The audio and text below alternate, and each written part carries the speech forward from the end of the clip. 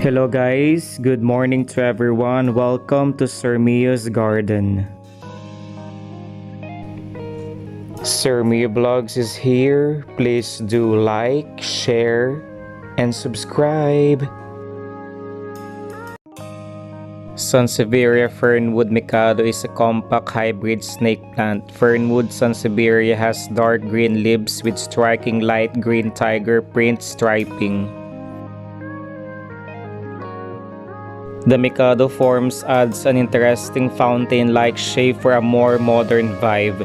Considered virtually indestructible, this is an excellent choice for most places. Snake plants are great for darker offices, and their air purifying qualities make them ideal for the bedroom too. What a great plant indeed! Shady spots sorted. The Fernwood Mikado can adapt to lower light conditions, making it an ideal addition to those non-so-sunny locations. Squeaky clean. Make sure to wipe the stems of your Sansevieria regularly to remove any dust and help maximize its air purifying powers. Easy does it. Hold off watering your Fernwood Mikado until the soil is completely dry, as excess moisture can lead to root rot. Sansevieria Fernwood Mikado does best in moderate to bright indirect light, but can also adapt to low light conditions if prepared.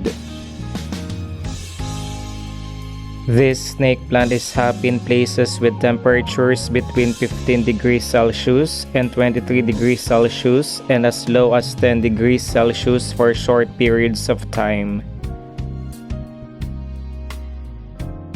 The Fernwood Mikado will do fine in normal household humidity. Avoid humid locations, but if brown tips develop, consider occasional misting. Apply a weak dose of cactus or general purpose feed once a month during the growing season. Sansevieria are low-maintenance plants and don't need a lot of food during summer.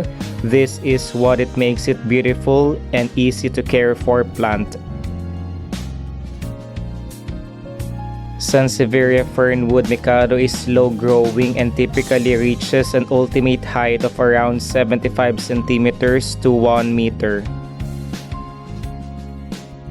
Sansevierias are mildly toxic if eaten. Keep away from children and animals. Do not consume. Sansevieria filters airborne toxins such as benzene and formaldehyde, and are part of our Clean Air Plant collection in 2022. Sansevieria Fernwood is an evergreen, relatively hardy, and perennial succulent snake plant that belongs to the family Asparagaceae.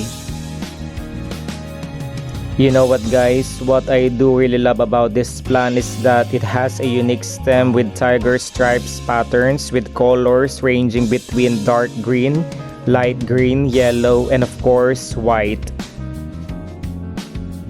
All the plant leaves grow from a single point at the plant's base of the parent plant body of course. The leaves keep growing vertically until a certain point.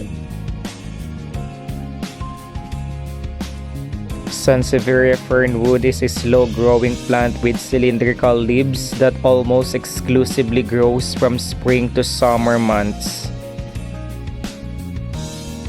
One thing I don't like about this plant, this is why it would take them up to several years to reach their maximum height. You can however speed up the growth of the plant by using of course artificial light at home. Fernwood Mikado reaches anywhere between 2 to 6 feet depending on the level of care given to the plant. Sansevieria Fernwood blooms once a year during the summer season. This is a pretty unique and rare moment that doesn't last for very long. Snake plant flowers are usually small white ones that grow on a spike. Based on the plant's extremely water-sensitive nature, it's obvious that the plant prefers sandy soil that is relatively well-draining and of course loose. Snake plant is the best choice for a bedroom plant. Not only does this plant produce pure oxygen and continue to do so at night, while other plants release carbon dioxide, but it's also one of the best air purifying plants to be put in the bedroom at home.